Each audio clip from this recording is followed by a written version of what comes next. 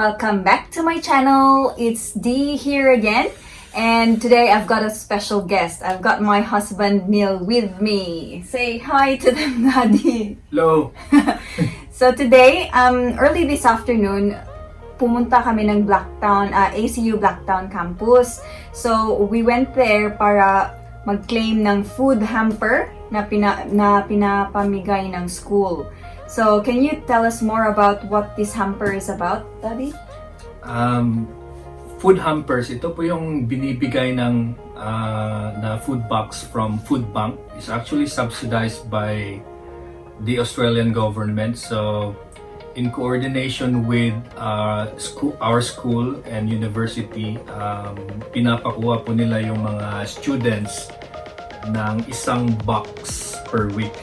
It started last year and we only claimed one box. Yeah, that was back in December, yeah. Before Christmas. Yeah, and we actually claimed today, and then we are going to show you guys what's inside the box, so that other students or kung sino man who is curious kung ano man yung laman ng food box na binibigay dito, makikita nyo kung ano yung laman. So yes. Actually they said it's worth around $80 in the email.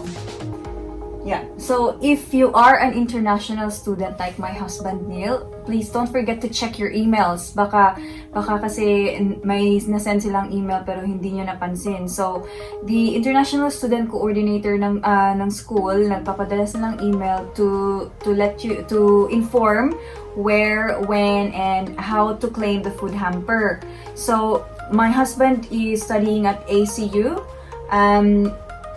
mainly sa Northern Sydney campus. However, Blacktown is much closer to our home, kaya dun kami pumunta. So in the email, it stated there, you can claim this week's box at a certain time. Like in Blacktown campus, it's only you can only claim it, the hamper at 2 to 3 in the afternoon. So kaya pumunta kami doon at around 2:30, something like that.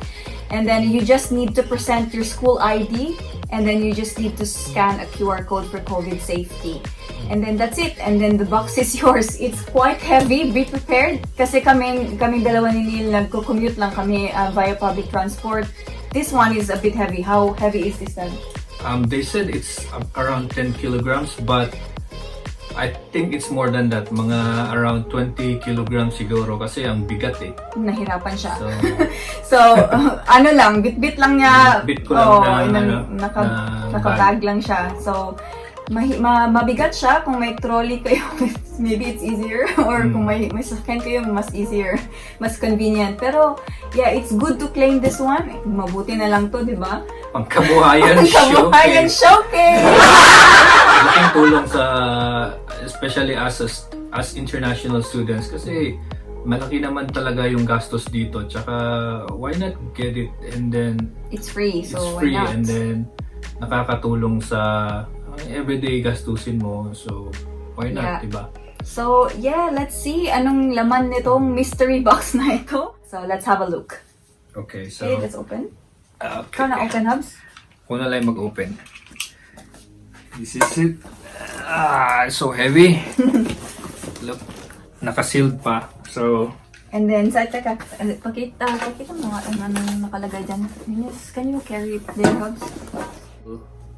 Yeah, it says... funded by the NSW government, and New it South says Wales. it's for emergency food Yeah. hamper. So, let's open it. And it does say here, funded by New South Wales government, study NSW. So, yeah. Okay, so ano ang laman ng box na ito? Oh, pangkabuhayan showcase nga naman talaga. Wow! Oh, dami. So, meron po silang, ano ba tawag? Okay, this one, Beyond Blue. Kasi I believe this is for those who are struggling with COVID. So it is some sort of counseling or support service na ang mga international student pwede silang tumawag sa number na ito if yung mga nagsa-struggle, I think suicide and crisis support. Yeah, so that's it. And then, yeah, ano pang meron dyan, Daddy? Ito na yung laman ng ng dami. So, meron silang ito. Ano ba to? It's a pancit canton! It's a pancit canton. It's like pancit canton in the Philippines. Pero, sinigoreng. Meron din naman ito sa Pinas. Pasta. Iyan ako ang camera. Okay, pasta. Yeah, we've got a pen. I don't know how to say this one. Lingkod na lang ka dyan. Pen. Malingkod na lang ka dyan. Yeah, this one. Rice. We've got Paspasa na to. ano to? Long grain white rice. And this one are nuts. Biscuit?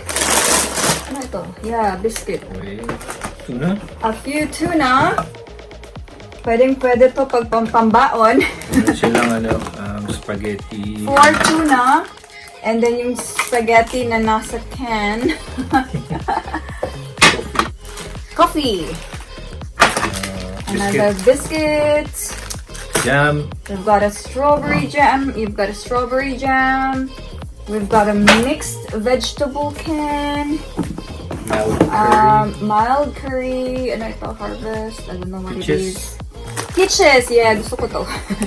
Sliced mango with sliced mango puree. Cheese. And then, yeah, it's good. Merong breakfast tea, English breakfast tea. That's good.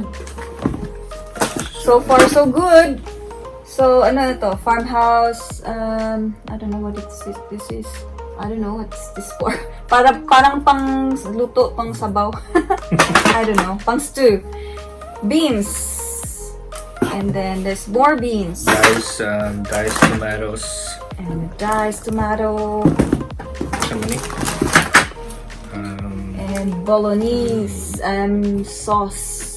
Yeah, tomato, garlic, mustard. and herbs. And then there's honey and mustard. This one. Oh my god. What is that?